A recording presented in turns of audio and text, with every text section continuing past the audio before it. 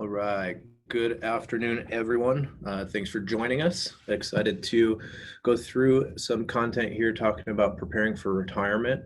To those of you in Alaska, good morning still. Look forward to having you guys on the call as we get started. The general things is most of our webinars and kind of these online new Zoom meeting criteria. We have the Slido set up, which is this next page here. If you want to go ask questions, have any input, thoughts, go ahead and open up a separate web browser or separate window. Go to slido.com, enter the code number 78649. That'll put you in a general blog area where you can start asking questions. You can actually like questions. If you see something that somebody else asked, you can hit the like button and it'll move that question up the list. So as we're moving along, I'll move along. We'll be monitoring that. Amber's going to be monitoring that, and we'll jump in and try and answer questions as we go. Don't save them for the end. You might forget, or it might be hard to get back to the original content or context that we were talking about. Just make sure we're all on the same page. So getting started, here we have get a lot of questions from people. What are the designations mean?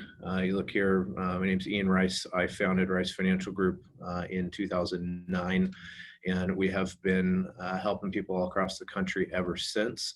As I've continued to learn and develop, and our team has grown.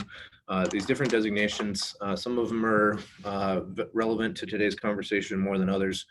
Most people have heard of Certified Financial Planning Professional or Certified Financial Planner. That is the kind of industry gold standard from a general standpoint. More so for today, though, is what I want to point out is this one here down closer to the bottom of the list, which is Retirement Income Certified Professional. What this one allows us to do is have a little more specialty and expertise in not just overall financial planning, but of all the different ways you can pull off retiring. How do we do it in a way that's best for you, for what you want to do? So as we dive through today, what I want to go through is kind of the three main goals I want to know before going into retirement. So as we go through, we'll go through some of the general rules of financial planning for retirement, some of the general rules of financial planning in general, and then really hone those down into retirement income planning. The next thing we're going to do is look at some products and how those play out. Some people are trusting products that may not work the way they want. Some people may have surprises in their world. But what we want to do is go through a couple of hypotheticals on that front. And then at the end, what we'll do is we'll kind of go over, there's a bunch of different kind of general strategies that people will integrate. And so depending on who your financial advising team is, your professional advising team of CPAs, attorneys, insurance folks, they'll have their own preferences, either of what they've been exposed to or what they like, what they've found to be more effective for people that they work with. So we're going to kind of go over a high level of that and how the different strategies require different things. So that's kind of the game plan. We'll go here. We're going to cover a fair amount of content, but we'll go till 12:55 or so, or in about 55 minutes, and then we'll leave a little bit of time at the end for questions. So three main things I want to know before going into retirement. Where's the money going to come from? It's going to come from pensions, Social Securities, fixed income sources, variables, safe withdrawal rates, 401ks, IRAs, savings accounts, rental properties, business ownerships, business buyouts. There's about a million different ways that we can get money. And we just want to start identifying where the money is going to come from. Next thing is, am I going to accidentally live too long and run out? So how do we make sure that we have contingencies in place that we're going to not have to fear running out, and also not have to fear retirement? One of the fun things that's been really validating to me over the last couple months is, even though we've been in COVID and had a lot of different things going on, we've had a bunch of people that have actually continued with their retirement plans and have been retiring over the last couple of months. So even with the uncertainty, they felt comfortable walking away from paychecks, walking away from jobs. So we'll go through a little bit of how to create that confidence. And then the big thing, I think, more importantly, is what am I going to do with my time when I no longer have to change my time for a paycheck?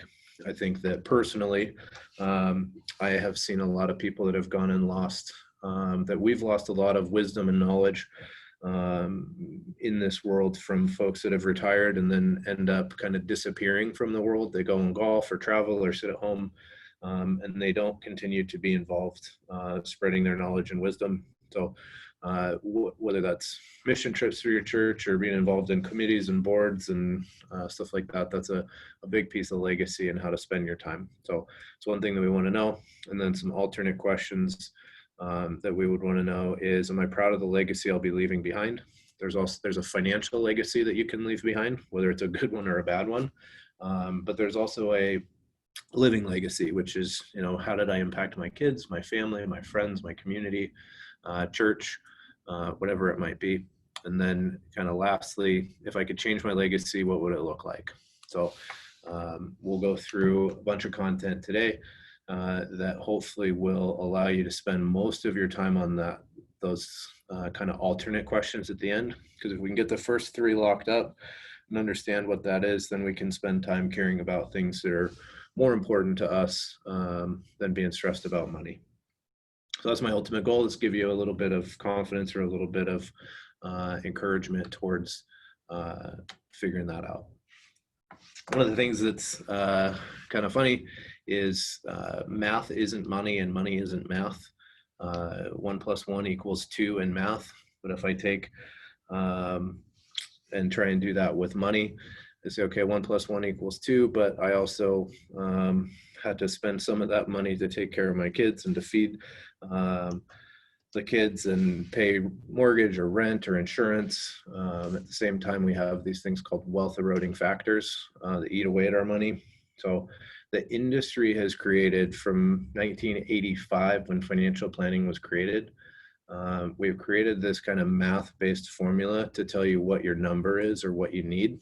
If you remember these old commercials from a company with the green arrow on the line, used to have these commercials where there's people walking around with a big number tattooed on them. And they'd say, what number do you need to get to retire? And so if I can get you to agree to a number to retire, I can reverse engineer it to what you need to do today. Solves a bunch of tension. But the problem is, I don't know what I need to get through the rest of today, much less 30 years from now. So if I come in and say, I've got $1,000 in my pocket, how much of it do you want? No strings attached. Most likely, you're going to say, I want all of it. So there's a big difference between your number of what you hypothetically could need and the number of what you want if there were different options available. So the world has been created for the most part to try and solve tension in our minds, to make us feel confident, enable us to trust where we're sending our money. But much of those needs and projections are based on what you need, not on what you want. The kind of to the example of, I don't know what I need to get through the rest of today. In January, we had 2 ER visits and 3 urgent care visits in the same weekend for our family. At the beginning of that weekend, I didn't know that I was going to need that money. By the end of the weekend, I wanted that money to be able to pay the bills for what we went and spent that money on. So whether it's in our control or out of our control, what we want to do is we want to make sure that we're being as efficient as we can with our dollars. Solving tension, though, doesn't necessarily mean that it's the right answer. So we'll dive into a little bit of the psychology here in a few minutes. But before we do, I got to start with this. I start most of my presentations, or include this in a lot of presentations. Ray Dow is a gentleman that is in his 70s now, in a hedge fund called Bridgewater. And the hedge fund made more money for their investors than anybody in the history of investing. And so with that, he's written a couple of books, does a bunch of podcasts, some really good kind of basic economic education things. But one of his quotes that he's always trying to move towards is, he wants to understand what truth is. So his quote is, truth, or more precisely, an accurate understanding of reality, is the essential foundation for any good outcome. So if I'm getting ready to dig a ditch and we hear that the ditch is just soft dirt, you know, and I go and get a shovel and think I'm going to go and dig this ditch really easily. But then we find out that it's, you know, full of rocks and concrete and barbed wire and other stuff. My outcome of digging that ditch and my personal experience is going to be a lot different. So as we make decisions going into retirement, I want to spend some time today teaching you some of the truth-based things. So regardless who we're talking to, what advisors are in our world, that we have some general truths to build off of. So our life is kind of like climbing a mountain and preparing for retirement. What we do is we have this first accumulation phase. For those of you from the Pacific Northwest, this is a picture I took flying out of Portland one day, of Mount Hood and the surrounding mountains out into the background. But as we work along through our life, the accumulation phase is really pretty simple. It's complicated along the way because of kids and life and emergency rooms and braces and college and weddings and all the things that we have to spend our money on. But at the end of the day, the ease of it is we take what money we have available, we save it, and we try and grow it to the most that we possibly can. We're all trying to chase this maximum financial potential. We get to this glorious time where we put the flag in the top of the mountain and say, I'm going to retire. What happens though is you get to that point and you say, hey, I'm 67, I can retire now, Social Security's here. You look over the edge of the mountain and say, let's figure out this distribution phase. So this is where we're going to spend majority of our time, is the rules of the distribution phase. On the accumulation phase, the more you save, the less you lose, you know, the better your rates of return, all of that stuff accumulates to, you know, how much money you have. When it comes to distribution though, the issue is that there's different rules, and the amount of money you have does not directly correlate to how much income you can get. So what we want to start with is goals. I always try and start and say, hey, what would my goal be if I'm going to have a successful distribution phase? First goal would be that I want to have maximum income. I just don't want maximum income. I also need to worry about things like market risk and volatility. So in today's day and age, not hard to believe or buy into. Up until January, we'd had a really strong market run for 10 or 11 straight years. Today, the market volatility and the risk has people watching the stock market super closely. In retirement, that can have a huge impact on how successful you are getting down off of this mountain. So the interesting thing about the mountain as an analogy, a lot of people have goals of climbing mountains, of climbing, you know, whether it's Mount Hood or the Three Sisters, or, you know, big giant mountains, McKinley, Everest, whatever it might be. A good guide isn't going to teach you and help you pack supplies just to get to the top. The good guide is going to help you prepare along the way, and before you even leave, is going to help you be packed and prepared to get down off the mountain. The interesting thing about mountain climbing, the high majority, I don't remember the exact number, but I think it's over 80% of people that die mountaineering die on their way back down the mountain, not on the way up. So they've kind of reached the goal, they've reached the summit, they kind of relax, they breathe deeper, they take a couple shortcuts, and then they make a mistake and they fall or die, or however that happens. With distribution, there's only one thing in life that we can't choose, and that one thing is that we're going to die. So with that, how do we live the distribution phase in a way that's impactful? Market risk and volatility is a huge thing that we have to be aware of. Taxes. Taxes change all the time. In the last 45 years, there's been 40 some major tax law changes. The big one that happened end of last year was the CARES Act. What's happened with that is now 401ks and IRAs are now very unfavorable to leave to your kids. They cannot take and use them for their retirement in the same way that they used to. They actually have to take all of that money out of those accounts within 10 years of your death. Otherwise, they'll be exposed to taxes and additional fees and penalties. Last thing on taxes, if we have a bunch of income and taxes go up, we get a pay reduction during retirement, because as taxes rise, if we have a fixed income, our pay then, or our essential leftover dollars, goes down. So we want to have strategies and things in place to be able to combat that. Third is inflation. The ability to understand inflation is People were spending 90 years ago, people were spending on a house what people are spending on a Honda Civic today. So a Honda Civic today costs what a house cost 90 years ago. Lots of different analogies on that, but as we move forward and longer life expectancies, $40,000 at 67 is only going to buy about $22,000 worth of stuff by age 85. So keeping in mind how and in what way do we need to adjust our lifestyle or our distribution rates to combat that cost of increase against whether it's healthcare or food, groceries, insurances, all of those things. Lastly is longevity. Longevity is basically what happens if we accidentally live too long and run out. Running joke around here is anybody can retire anytime. It's just how long we can retire and stay retired.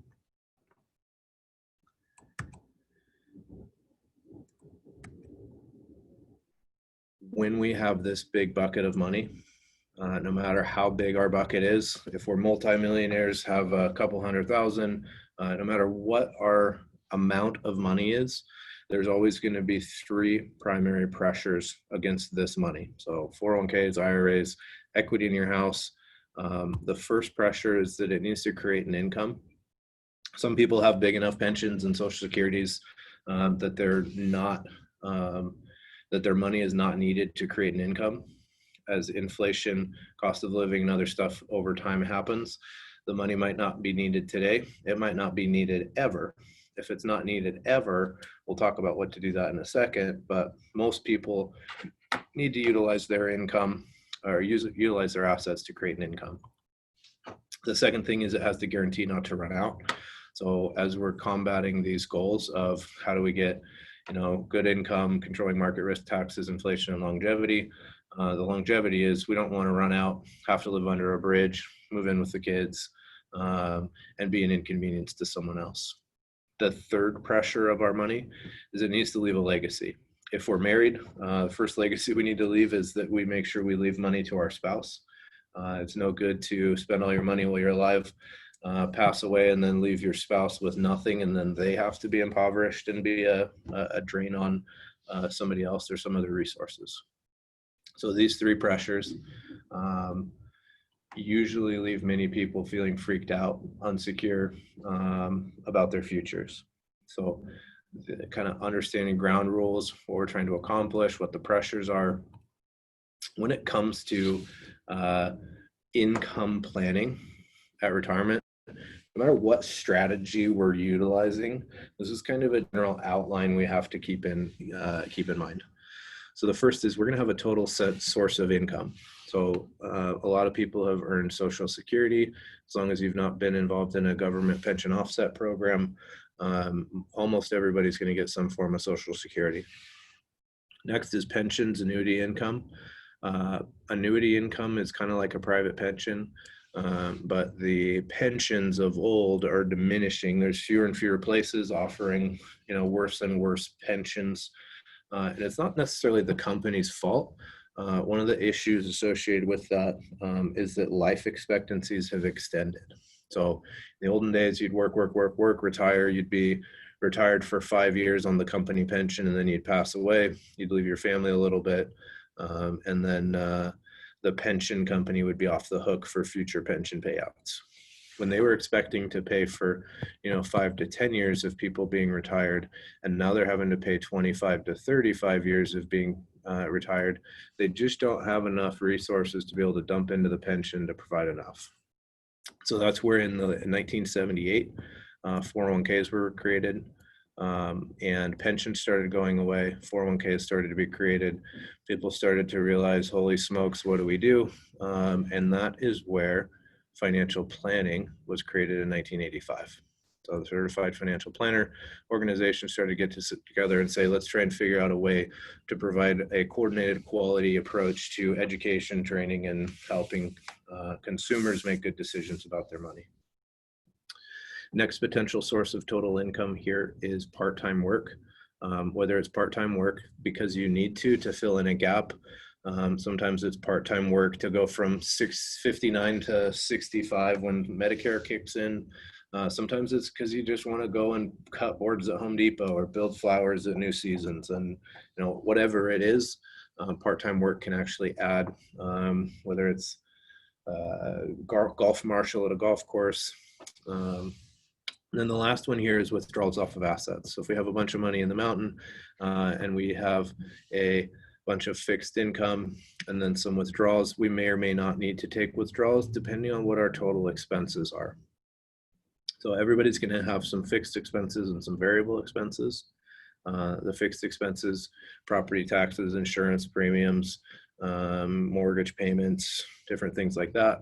Variables are, gifts to grandkids, family vacations, trips, gas, groceries. You can spend different amounts on groceries. But at the end of the day, what happens is you're going to end up with either a deficit or a surplus. So if we have deficit and we're getting ready to do planning, we get to say, okay, well, we don't have enough, depending on our withdrawal strategies from our assets. We don't have enough, so we need to either reduce expenses, which says, hey, we need to downsize our house, sell the vacation home, stop paying for as much long-term care insurance, whatever it is, stop eating out, go to the 4 p.m. Senior discount at the restaurant to make sure you get a good deal. Reducing expenses is one option. Save more and wait is another. So this is unfortunately what some people choose to do. That save more and wait says, I got to wait for this to get to a higher amount so that my withdrawal off of the assets is going to be able to cover that deficit. Another thing we could do is we could take more risk, which means instead of having a more moderate portfolio, as we get closer and closer to retirement, we have some ground to make up. And so we're going to go into a portfolio that has a lot more volatility. That's all well and good if you did that from 2010 to 2019 through the end of 2019, but then 2020, do you have the courage and the capacity to ride through this down 30+% market adjustment, which you were trying to make up time? Now you have 30% less than you had the day before. Do you sell and move to cash and miss out on the bounce back that we have, or do you actually stick with it and ride it out?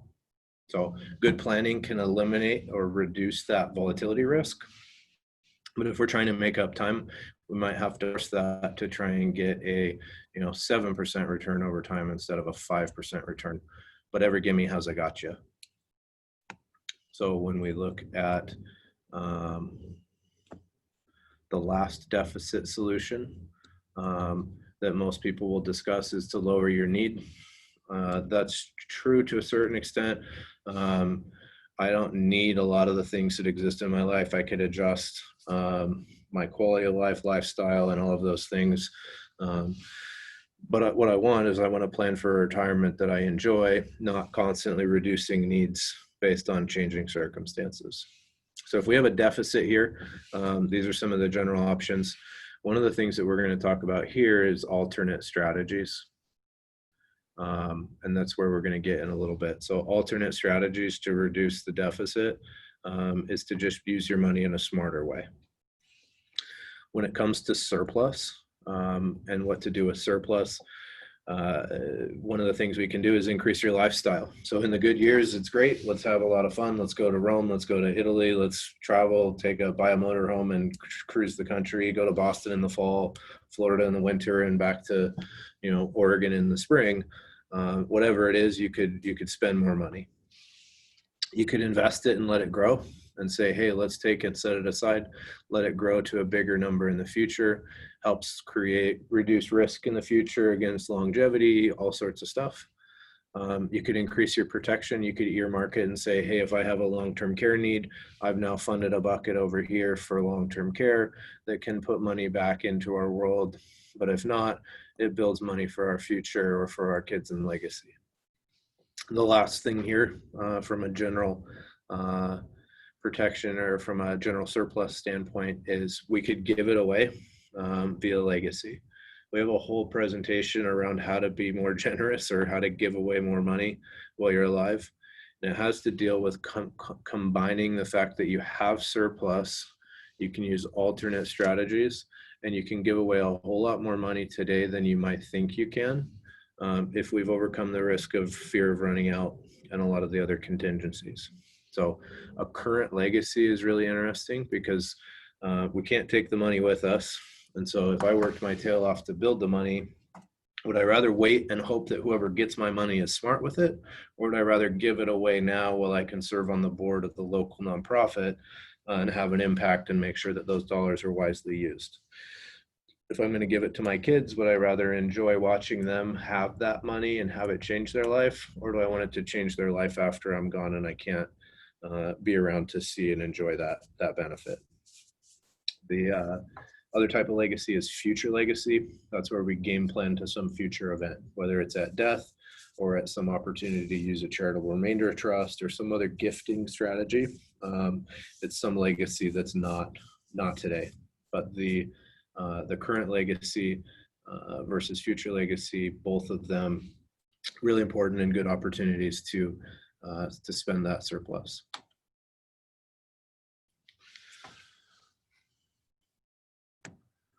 Try to get some of the junk out of the way.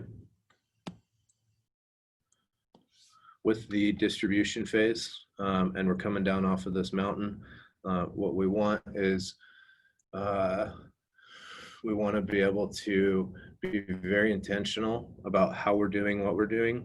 We also don't want to be freaked out, stressed out, or insecure.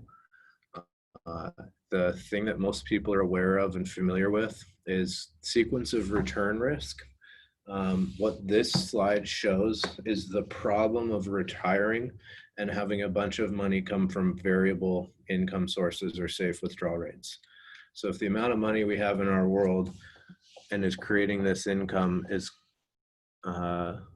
creating withdrawal rates that's supporting a ton of our expenses, and our world goes through this up and down stock market, what we look at here is two different scenarios, the blue line and the orange line.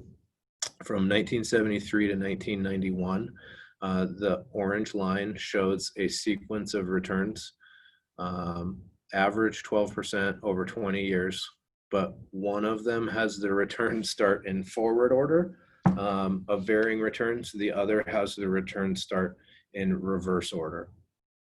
So the sequence of returns, if I have a plus year of plus 10, then a minus year of 15, and then a plus of 3, how those happen, if you start plus before you have any downs, you're going to be on a better trajectory. There's a window here at the beginning of retirement that's a risk corridor, that it's the most terribly detrimental to have substantial down years in your portfolios if you're taking major distributions. So what it can mean from an impact of over 20 years, if we're lucky and have a good variable return here that's positive in the first couple of years, we can end up with having our money start at $1 million and go as far out to when I pass away 20 years from now, be worth 3.7. If I'm unlucky and we have those returns happen backwards, where we start with a couple of down years and then have the good and better years, you're out of money. So it's a $3.7 million swing over a 19-year time period, depending on what order returns come in. And I don't know if you've heard this, but no investment advisor or financial planner or firm or company has control over the sequence of returns.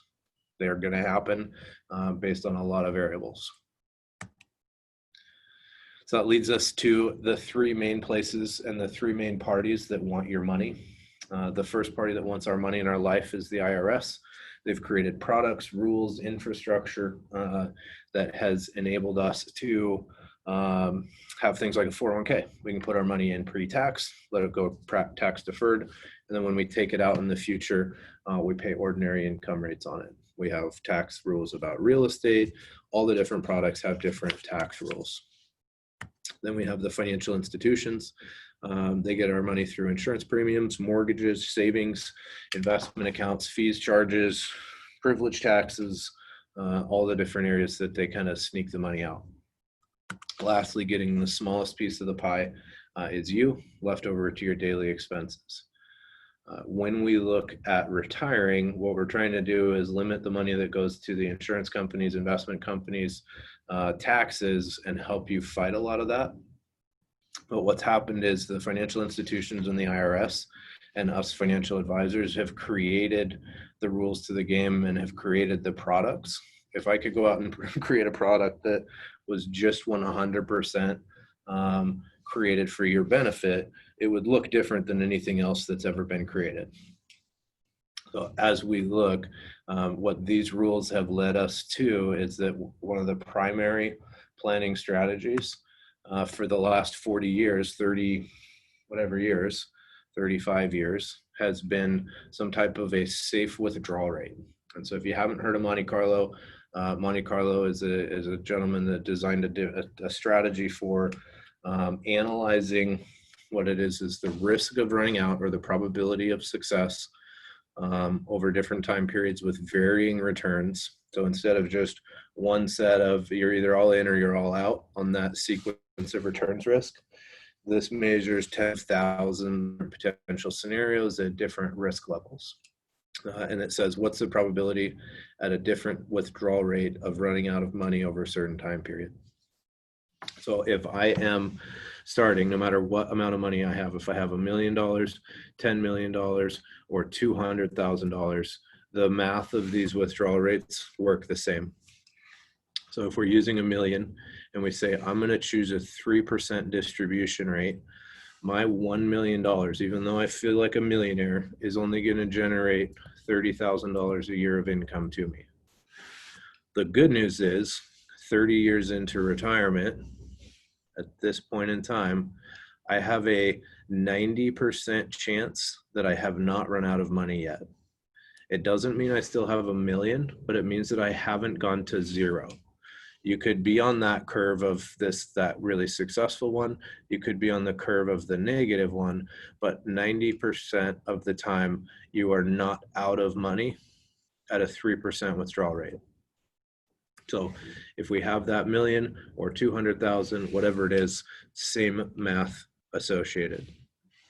If we choose to say, well, 30,000 isn't enough, I'm going to take a 6% withdrawal rate. That gets me immediately $60,000 per year. 25 years into retirement at 6%, I have a 90% chance that I'm broke. So 90% chance that we're out of money at this point in time. Most people aren't going to choose this number unless they know that they've got a very limited life expectancy and they can say, I'm going to have a whole bunch of fun and I hope I die in time. And so that's the accidentally living too long and running out of money. Everyone living with this safe withdrawal rate is dealing with, what are my income sources? What are my expenses? How much do I want to take? And we know that we're super stressed out if we're having to take big distribution rates too early. And then we lose our minds if we have a market adjustment at the same time, early in retirement. So when we look, these withdrawal rates that are recommended, the industry standard for a long time has been 4%. 2 years ago, Vanguard announced that they thought it was going to be 2.85% going forward. 2.85. They've recently adjusted it back up to a higher number. But as we run these different scenarios and we see different forecasts economically, tax-wise, and everything else, understanding that we're not stuck with safe withdrawal rates, there's alternate strategies that you can consider if we're not ultra wealthy. If we're ultra wealthy, we get to just enjoy the fact that we can live off the interest. No big deal. I've got enough money. Whatever it's generating, I'll be fine. And we live in a world of surplus. That's typically the 1% or the top tier of wealth holders. For the rest of us, we have to do some more strategizing. So as we strategize, understanding the rules to the game, there's 3 phases or 3 sets of rules. The first is the accumulation phase that we talked about. You take the money, you grow it to the most you can, and we try to reach our maximum financial potential. The distribution, which we talked about, has the max income, controlling taxes, market risk, inflation, and longevity. And then the preservation phase of rules, or preservation phase, is we want to have 100% of our maximum financial potential go to the people we love and care about, not Uncle Sam or the financial institutions. So if we're going to start making good decisions, wherever you're at here, if you're at distribution and living in distribution and planning for preservation, or if you're in accumulation, like we said, this is preparing for retirement, What we want to do is we want to start thinking multidimensionally about the decisions we're making in our world. I want to think three-dimensionally and say, is the decision I'm making giving me the most I can possibly get? At the same time, is it positioning me to where I'm stuck at a 3% or 4% distribution rate? Or am I enabled to do something that I might get a higher distribution rate so that $1 million might actually generate $50,000 or $70,000 a year to me? So I want to think three-dimensionally and say, I want it to make sense here. I want it to also make sense here and reduce our tax risk, market risk, inflation exposure, and risk of running out. And then at the end of the day, I want to make sure that it's also leaving the best legacy I possibly can. Crazy thing as we deal with this, thinking three-dimensionally, is there's so many different things that we can do with our money: 401ks, real estate, business ownership, collectibles, stocks, bonds, annuities, other life insurance expectancy policies, life insurance policies, and then a billion other things that we can do. Most of us have learned enough about the accumulation phase to say, hey, we're using a 401k, we've got our house, we're trying to pay that off, and maybe we have a brokerage account. If you're a business owner, you might have a little bit more in business ownership or other unique structures. May have some family trusts, whatever it might be, where we want to start getting you guys to start spending your time and investing your time is learning about how each of these, whether it's a 401k, plays out over time, or a brokerage account. Interesting on a grand or macro scale, none of these is the best at all three. Some of them will shine in the accumulation phase, where a 401k is one of the most utilized investment assets. When it gets to distribution phase, we have zero control over taxes, limited control over market risk, limited control over inflation, and limited control over longevity. It's what most people are using, but the issue is if I take more money out, I lose more to taxes, and it exposes me to more market risk because I need to have more money there to keep that income source. Because of the CARES Act, 401ks and IRAs just moved to one of the least favorable assets to leave in the preservation phase, because all of the money, no matter what's left, has to come out within 10 years and be taxed at ordinary income rates to your heirs. So if we're leaving it to the kids, and let's say you die and they're 50 at their high earning years, getting ready to go that last 15-year chunk, and they lose their ability to write off their mortgage and they get phased out of ability to contribute to a Roth IRA and whatever else, not only are you paying taxes at a high rate of the money coming out, but they're also potentially exposed to losing and having their world function much worse because you left them an asset that was designed, it's called an individual retirement account or a company retirement account. It's designed to be spent and used here, not left as a legacy. And so that's why they have permission to change the rules like crazy on those accounts. Not meaning to beat up on 401ks, love 401ks and IRAs. They're good tools, Roths, all of that's good. We just need to know, how does it play out, and is it doing what we're meaning for it to do? I don't want to sell my brokerage account to avoid distributions from my IRA in this period. I would probably rather, depending on circumstances, of course, would probably, choose a sequence of what money to spend first based on, these three rules and thinking three-dimensionally.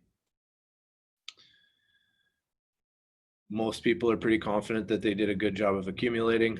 And at the same time, most people are less confident about understanding the distribution phase and have almost a very limited understanding of the preservation phase. So a good retirement plan, as you prepare for retirement, you want to go through a mental exercise to think, what all do I have and what goal is it accomplishing?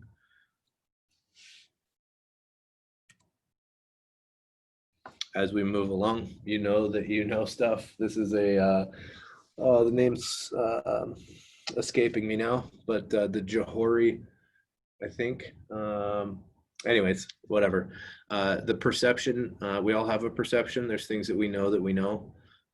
There's things we know we don't know. Oh, it's right there, to the Johari window. And then there's things that we don't know that we don't know. You often will call me as an advisor and say, hey, you know what, Ian, I know that I don't know anything about preparing for retirement, so I want to come to your retirement planning, preparation for retirement seminar. What you don't know that you don't know is that there's some really cool ways to change how you manipulate your money now and into the future, of things that you don't know about those next phases of distribution and preservation. So when we look to build plans for people and strategize, one of the other risky things is sometimes the things that you know are not actually true. And that scares me, to have a belief structure in something that might not actually be what I believe it to be. And what that does is when I start to learn that and realize it, it creates tension in my mind. And so when that tension appears, my subconscious actually responds to it before I do at a conscious level. And that tension created by something that challenges a belief set sets off our fight or flight, our survival instinct. And we're either ready to go to bat and combat this misinformation that it's in conflict. So if it's in conflict, it has to be wrong, because what I believe has to be right, because that's what keeps me sane. Or we just run away from it and say, that guy's crazy, he has no clue what he's talking about, what an idiot. And so some of that exists in our world today with some of the tension that has been created. Is a lot of instinctive responses now have been some tension oriented things, and it needs to be dealt with, and we need to deal with these things as we move towards getting a better perception of reality.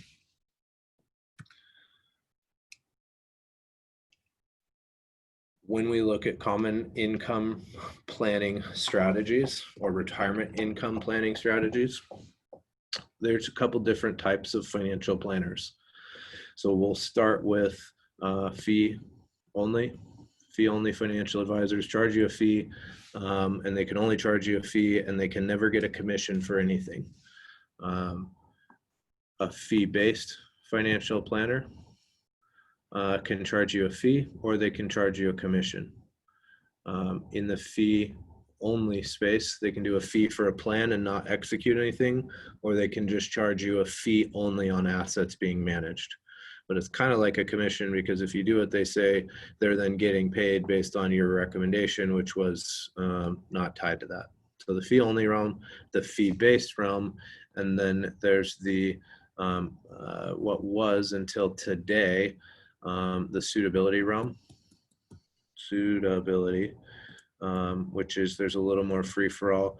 It doesn't have to be in your best interest. It's just something that is not going to hurt you. Like, we're not hurting you, so that's okay. This has now been taken away starting today. Every advice that comes in with regards to a retirement account only, so IRAs, 401ks, not necessarily about the advice, but about products placed, this best interest standard has now been adopted. And it says that we have to do what's in your best interest and justify it. So as we look, there's insurance-based investment advisors or financial advisors. Insurance-based advisors typically like things like annuity contracts, insurance contracts, and things like that more than investment advisors, which are potentially fiduciary investment advisors. They don't want you to do any insurance. They want you to potentially utilize more assets and safe withdrawal rates. It's not that either is bad or good or it's indifferent. They just are, and they play different roles and represent different companies with different agendas. Hopefully in the planning process of your retirement income planning, you can say, I'm not concerned about whether somebody's fee only, fee-based, suitability, best interest, investment only, or insurance-based.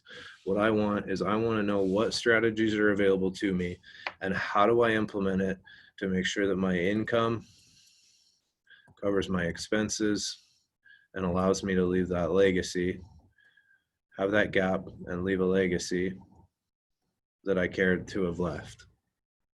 So each one of these, so this is a specific point that we need to spend a few minutes on. each one of these different strategies, it is not an all-encompassing list, but each one of them will generate different income based on the same amount of money, or with different amounts of money can create the same income. So it's kind of a two-way calculation. If I have $1 million and I put it in a savings account earning 1.1% at a online bank, that's $1,100 per year, I think. Yep. 10,000. You're testing my math live. That 1%, 10 grand a year. So if I'm getting 10 grand a year of earnings off of that, that interest, there's no risk to principal. If 10 grand is enough to fill my gap, I don't need to worry about any of this. But the problem that I have to worry about is inflation, taxes, and longevity. If I live too long and inflation eats away the purchasing power of my 10,000 to where I have to then start spending more of the million, that affects my success rate. When we come down here and we say, okay, well, what about a safe withdrawal rate strategy at $1 million, and we choose a 4% safe withdrawal rate, we've incorporated volatility to the principal of our money over time. And that 4% is going to give me $40,000 per year. I still have to keep in account the taxes, inflation, market volatility, and longevity. When we start incorporating other product strategies and outside resources, what it allows us to do is increase the relative distribution rate off of our assets. So there are strategies that if you have money broken up appropriately, you can support much higher distribution rates, 6, 10, 12%, depending on how correlated you are to the market, what your fixed income sources are, and what your needs are. You can sustain higher distribution rates. So let's be super conservative here and say at a 6% distribution rate on $1 million, a bucket strategy with a volatility buffer can actually generate $60,000 per year with the same risk of running out as a 4% strategy.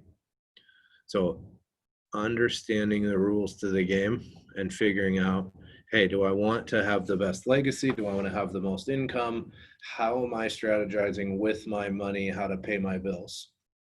We in the investment world have simplified this equation to usually just incorporate some type of a fixed withdrawal rate.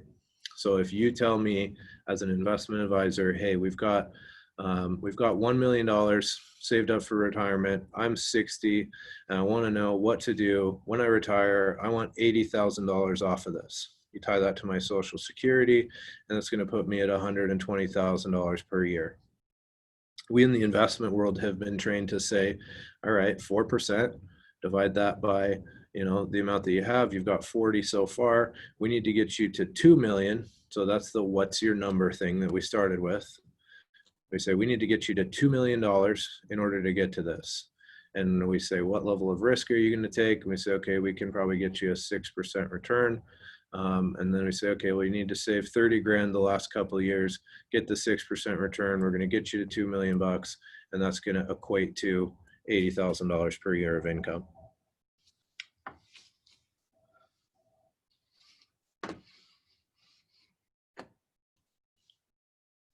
We love this. The institutions love this, the financial institutions, because if I'm charging in this fiduciary world, let's say that I'm charging a flat fee of 1% because the math is easy. And you have $1 million with me and I'm getting paid $10,000 per year to make sure your investments grow at 6% and everything goes accordingly. Would I rather teach you a strategy to grow that money to $2 million where I can get $20,000 per year? Or would I rather have some strategies and spend time educating you around alternates to where $1 million can generate 60,000? So I only need to get to 1.3 million to fulfill my goal, which means I could take less risk, I could save less, give away more along the way, or retire earlier. I'm not saying that there's one way or the other that's better or worse. There is none. None of these are innately good or bad. They just are. Depending on your goals, depending on who you are, depending on what you're trying to pull off, we will probably choose some different rendition of all of these different structures.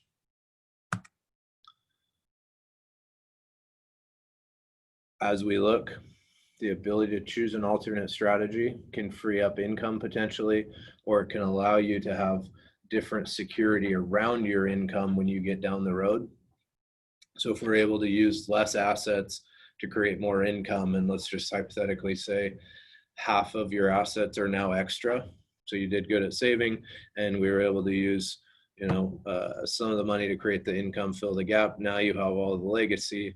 That's where we're really passionate to say, we used a better strategy with the same amount of money that created excess, that now you can give the money away and have a better legacy, or intentionally create some other legacy with that money, like a vacation home that your family can utilize, and you get to watch, your kids save money by not having to pay for vacations as much because they get to go to the family beach house, or whatever that legacy might look like for you. Just want to open up your mind, your thoughts to that opportunity. So challenge your questions, or challenge your beliefs, challenge your strategies that you're looking at. Understand there are a lot of different ways to do it that are all capable of being successful, no matter what type of professional you work with. These are all different variables. No one is better. They all have gimmies and gotchas. Close-minded, the tension that we've talked about a couple of different times as we moved along. I'm just about to wrap up here, but I personally believe that to not look for and always believe that I don't know the full truth yet, which includes challenging my beliefs, means that I'm closed-minded. So I want to always be thinking, learning, challenging. These scenarios here that are available, they change over time. Income annuities used to be an amazing deal because the interest rates and the internal rates that they paid out were just unbelievable. With lowering interest rates over time and extending life expectancies, those income annuities aren't as favorable as they were. They're still favorable and provide guarantees, but they're not what they used to be. So as we look through, and the environment will always continue to change around us, we want to be aware and say, hey, how can we pivot, change, and adapt to changing circumstances? So we always want to challenge, learn, think, reassess, and make sure that what we're doing is accomplishing across those three phases of money what we really want to have happening. That is it on the content for today. If you have any questions, remember, go to slido.com. Plug in your questions there. We've had quite a few people on the call. Reminder here as we move forward. So the Slido questions, go ahead and put them. I'll stick around here for a minute. And then don't forget, we have upcoming financial head trash mindset, I believe, has more to do with our financial success than our economic circumstances. How's our head trash, or the things that we believe holding us back? So it's really focused on that. And then there's how to pay for college with other people's money. There's a lot of resources available out there to help figure out paying for college that can really reduce your pressure of your assets to cover it. So we have that really good presentation coming up here in a couple of weeks. And also, if you haven't heard, if you have kids or friends, we have a college scholarship called How to Pay for College with Other People's Money. And we reward people for being creative in this space, in getting other people to pay for their school. So a couple scholarships available there this year that we're going to grant here in the next month or two. So go to our website, check it out, and apply. And lastly, thanks for joining us. If you have any questions at all, visit our website or email me or Amber. And any feedback, love to hear it. Appreciate your time. If you would like to schedule an appointment, have us look at your world, or help you kind of learn about more on an in-depth basis, just go ahead and reach out. We'll schedule a no obligation kind of meet and greet appointment. So if there's no questions, look forward to next time we connect. enjoy the rest of your day. Thanks for joining us.